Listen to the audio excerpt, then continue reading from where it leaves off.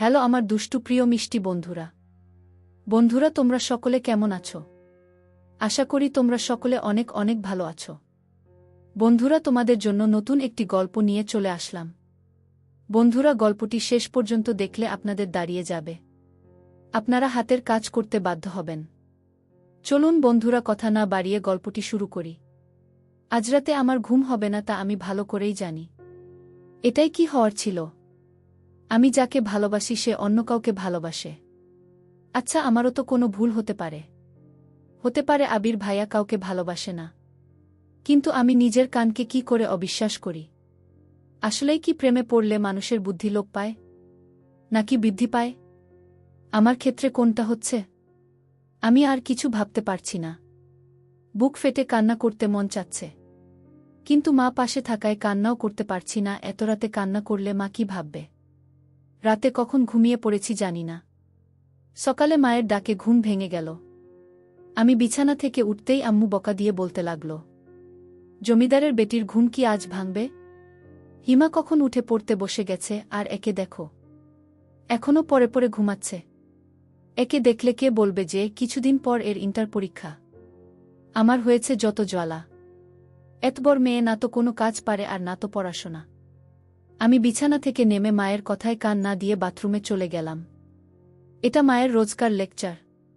শুনে শুনে এখন মুখস্থ হয়ে গেছে। আমি বাথরুম থেকেও মায়ের ক্ষীণ গলা শুনতে পেলাম। একে বিয়ে দিয়েও তো লাভ নেই।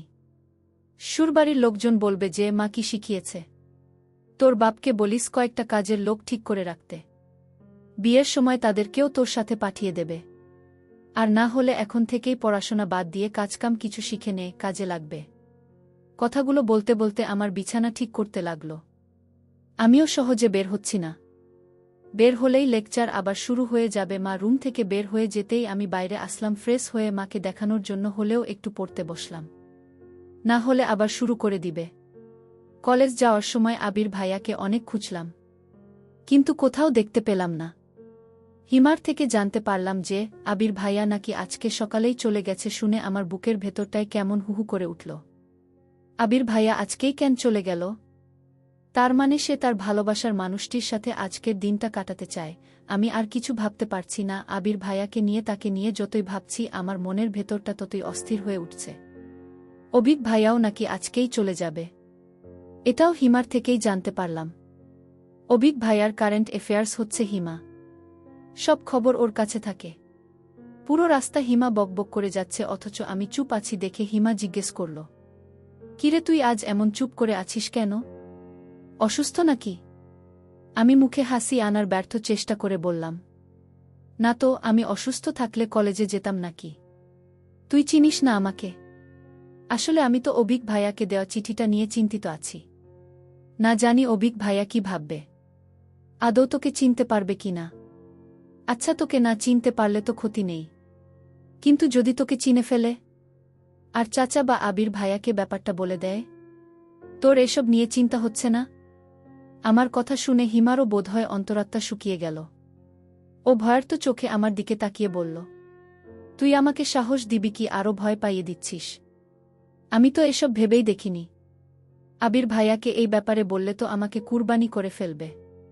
তুই আমাকে ওই ব্যাপারটা আগে বলবি না? ওর ভয়ার্ত মুখ দেখে আমি হাসি চাপিয়ে রাখতে পারছিলাম না। এখন হেসে ফেললে হিমা রেগে আগুন হয়ে যাবে। তাই আমি অনেক কষ্টে হাসিটা চেপে রেখে ওকে সাহস দিয়ে বললাম, আরে অভিক ভাইয়া চিনে ফেললেও সমস্যা নেই। তুই তো নিজের নাম লিখে দিসনি। অভিক ভাইয়াকে যে কেউ চিঠি দিতে পারে, তা কি আমরা জানি নাকি?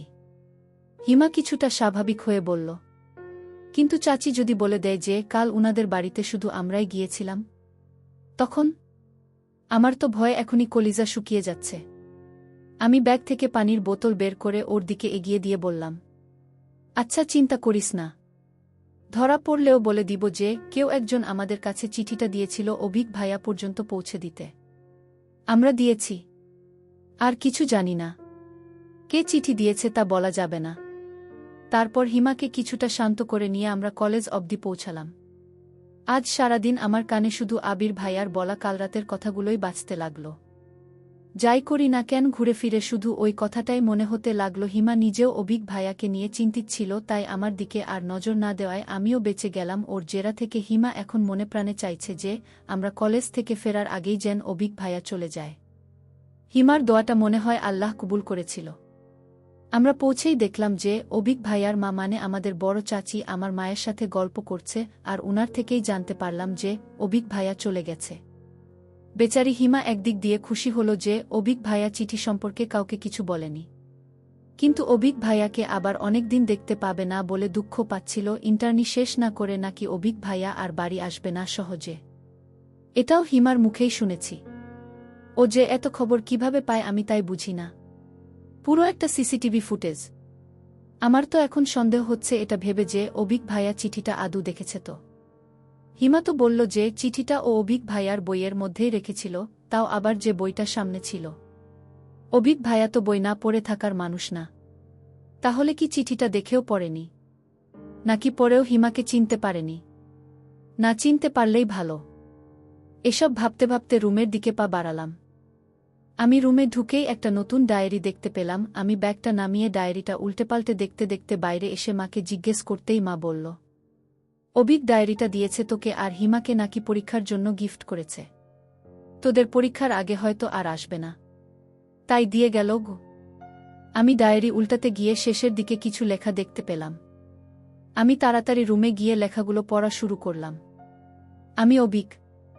হিয়া, আমি জানি চিঠিটা তুমি লিখেছ, তোমার হাতের লেখা আমি খুব ভালো করেই চিনি। দেখো, আমি কথাগুলো তোমাকে সরাসরি বলতে চেয়েছিলাম, কিন্তু তুমি তো জানোই আমি একটু লাজুক প্রকৃতির। কারো সামনে গেলে ভালো করে কথা বলতে পারি না, আর যে কথাগুলো আমি গুছিয়ে লিখতে পারবো সেগুলো সামনে গেলে গুছিয়ে বলতে পারবো না। তাই তোমার থিওরি আমি তোমার উপরেই অ্যাপ্লাই করলাম। আমিও আমার মনের কথাগুলো লিখলাম। আমি তোমার থেকে অনেক সিনিয়র, তাই জীবন সম্পর্কে তোমার থেকে আমার ধারণা কিছু বছরের হলেও বেশি। তোমার ওই লাইফটা আমি অনেক বছর আগেই পার করে এসেছি, তাই তোমার মনের অবস্থাটা আমি ভালো করেই বুঝতে পারছি। তোমার আবেগের বয়সটা এখনো যায়নি। আবেগ দিয়ে জীবন চলে না হিয়া, বাস্তবতাকে বুঝতে শিখো। আগে এটা বোঝার চেষ্টা করো যে তুমি সত্যি আমাকে ভালোবাসো নাকি এটা শুধুই ভাললাগা। লাভ আর অ্যাট্রাকশনের মধ্যে অনেক তফাৎ। তোমাকে ফিরিয়ে দেওয়ার মতো ইচ্ছে বা সাহস কোনোটাই আমার নেই। কেন জানি না তোমাকে আমার ভাল লাগে, তবে সেটা আদৌ ভালোবাসা কিনা আমি আজও বুঝে উঠতে পারিনি। তাই বাকি সিদ্ধান্তটা তোমাকেই নিতে হবে যে আমি তোমার ভালোবাসা নাকি শুধুই ভাললাগা। আমি কখনো এসব প্রেম ভালোবাসা নিয়ে ভাবার সময় পাইনি। সবসময় পড়াশোনা নিয়েই থেকেছি, কিন্তু আজ হোক বা কাল হোক বিয়ে তো করতেই হবে। তাই তোমাকে ফিরিয়ে দিচ্ছি না, তবে তোমার মন পরিবর্তন হতেও পারে। তোমার জীবনের সবে শুরু। সামনে পরীক্ষা, পড়াশোনায় মন দাও। এখন এসব নিয়ে না ভাবলেও চলবে। আমি তোমাকে সময় দিচ্ছি ভাবার জন্য। তোমার যদি মনে হয় যে তুমি আমাকে সত্যিই ভালোবাসো, তবে আমি তোমাকে ফিরিয়ে দেব না, অপেক্ষা করব তোমার জন্য। কিন্তু এর মধ্যে যদি তোমার মনে হয় যে আমাকে তোমার শুধু ভাল লাগে, ভালোবাসো না, তবুও আমি তোমাকে দোষারোপ করব না, কারণ আমি জানি যে এই বয়সটাই আবেগী। আর আমার বাহ্যিকতা দেখে আমাকে বিচার করো না, আমার আচার আচরণ, স্বভাব চরিত্র এগুলো বিচার করে তারপর তুমি তোমার সিদ্ধান্ত নেবে। আর হ্যাঁ, তোমার পরীক্ষার মধ্যে এ নিয়ে কোনো টেনশন করবে না। এখন তোমার পড়ার সময়। পরীক্ষা শেষ করে ঠান্ডা মাথায় ভেবে তারপর আমায় জানিও। উপদেশগুলো গ্রহণ করলে খুশি হব। আর আমার লেখাগুলো পড়ে একদম মন খারাপ করবে না। নিজের খেয়াল রেখো, ভালো থেকো, সুস্থ থেকো, তোমার প্রিয় অবু। লেখাগুলো পড়তেই আমার মাথার মধ্যে ঝিমঝিম করতে শুরু করে দিয়েছে। আমি হাসব নাকি কাঁদব বুঝতে পারছি না। প্রথমে আবির ভাইয়া আমাকে ভুল বুঝল, আর এখন অভিক ভাইয়াও। কিন্তু এই লেখাগুলো দেখলে হিমাও যে আমাকে ভুল বুঝবে। যাই হয়ে যাক না কেন, হিমাকে এই ব্যাপারে কিছুই বলা যাবে না। তাহলে ও আমাকে খুন করে ফেলবে। অভিক ভাইয়া কি করে ভাবতে পারল যে আমি উনাকে পছন্দ করি? তার মানে চিঠিটা আবির ভাইয়াও পড়েছিল নিশ্চয়ই, যার কারণে আবির ভাইয়াও একই ভুল বুঝেছে। কিন্তু আমি অভিক ভাইয়াকে চিঠি দেই বা না দেই, আবির ভাইয়া তো অন্য একটা মেয়েকে ভালোবাসে। আর অভিক ভাইয়াও কি আমাকে পছন্দ করে তাহলে? আমি কোথায় এসে পড়লাম? আমি এখন কোনো দিকে যাব আর কি করব? অভিক ভাইয়াকে নিয়ে কোনো চিন্তা নেই, কিন্তু আবির ভাইয়া আর হিমাকে আমি কি করে সবটা বুঝাব? আমি যে আর কিছুই ভাবতে পারছি না। আমি ডায়েরিটা ড্রয়ারে লুকিয়ে রেখে সোজা হিমার কাছে চলে গেলাম। হিমা ফ্রেশ হয়ে খেতে বসেছে। আমি গিয়ে বললাম, অবিক ভাইয়া তোকে একটা ডায়েরি গিফট করেছে, দেখেছিস? তাতে কি কিছু লেখা আছে? অবিক ভাইয়ার নাম শুনেই হিনা জেন লাফিয়ে উঠল। খাবার নিয়েই ওর রুমে চলে গেল, আমিও ওকে অনুসরণ করলাম। টেবিলের উপর থেকে ডায়েরি নিয়ে আমি লেখা খুঁজতে লাগলাম। ডায়েরির শুরুর পাতাতেই কিছু লেখা আছে, আমি সেটা পড়তে শুরু করলাম। Best wishes my dear sister. ভালো করে পড়াশোনা করে ভালোভাবে পরীক্ষা দিও। সময়গুলো কাজে লাগাও, নষ্ট করো না। যাওয়ার আগে আর দেখা হলো না। নিজের যত্ন নিয়েও ভালো থেকো। তোমার ভালোবাসার ভাই অবিক। লেখাটা পড়েই আমি ধপ করে হিমার বিছানার উপরে বসে পড়লাম। অবিক ভাইয়া হিমাকে কিছু লিখেছে ভেবেই হিমা খুশিতে লাফাতে লাগল, কিন্তু আসল ঘটনা শুনলে যে হিমার কি অবস্থা হবে তা ভেবে আমি অস্থির হয়ে যাচ্ছি। আচ্ছা, অবিক ভাইয়া যদি জানত যে চিঠিটা আমি নই, হিমা দিয়েছে, তখন হিমাকেও কি একই কথা লিখত? আমি হিমার রুম থেকে বের হয়ে আসলাম। হিমা তো খাওয়া বাদ দিয়ে ডায়েরি নিয়ে পড়ল। হাজার হোক, ডায়েরিটা অবিক ভাইয়া দিয়েছে। আমি বিষণ্ণ মনে রুমে গিয়ে ফ্রেশ হয়ে নিলাম। খাওয়ার কোনো ইচ্ছে না থাকা সত্ত্বেও মায়ের জোরাজুরিতে খেতে বসলাম। 2 বার খাবার মুখে দিয়েই আর খেতে ইচ্ছে হচ্ছিল না, তাই বাকি খাবারটা রেখেই উঠে পড়লাম। মা কিছু বকাবকি করে চলে গেল। আমি বিছানায় শুয়ে ফোনটা হাতে নিয়ে একবার অবিক ভাইয়ার নাম্বার বের করছি, একবার আবির ভাইয়ার নাম্বার বের করছি, কিন্তু কাউকেই কল করার সাহস পাচ্ছি না।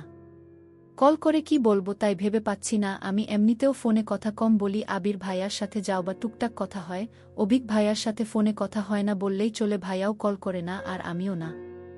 অনেকক্ষণ ভেবেচিন্তে কিছুটা সাহস নিয়ে আবির ভাইয়াকে কল করেই ফেললাম। কল করার কিছুক্ষণ পর আবির ভাইয়া কল রিসিভ করে বলল, হ্যালো হিয়া। আমি কি বলব বুঝতে পারছি না, কল যখন আমিই করেছি কিছু তো একটা বলতে হবে।